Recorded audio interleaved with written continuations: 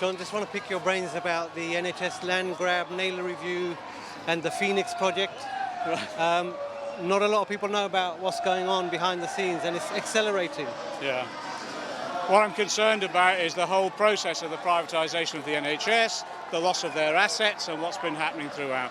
And what we've been saying consistently, as Jeremy Corbyn has said consistently, we will end the privatisation of the NHS. We want to ensure that the property and the assets of the NHS are maintained in public ownership and democratic control. There's a mood amongst the demonstrators. They're waking up to what's going on with this austerity contract. They want the Tory party out of government. They want a party that will look after the public interest. We are given to believe Corbyn has the right agenda. Let's wait and see, but we need to hear more about the NHS land grab and what's happening to our NHS being privatised by stealth. I feel really concerned about the number of hospitals being closed down. There's much less nurses in post. I'm a nurse and I'm short-staffed where I work.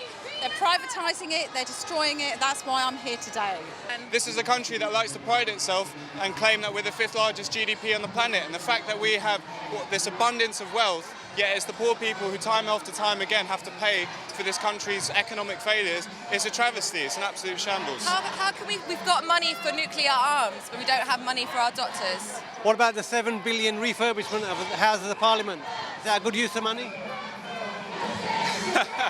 Well, the main thing that's happening to the NHS is this government has plans to cut £22 billion from the budget, and this has been kept very, very quiet. But all of the different footprints across the country, of which there are 44, are now starting to implement those cuts.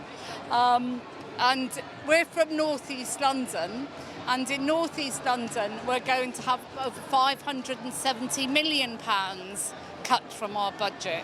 And who's responsible? Well, these are Tory plans that have been, that have been planned and put in place over the past year. This is part of Simon Stevens' 5-year forward view.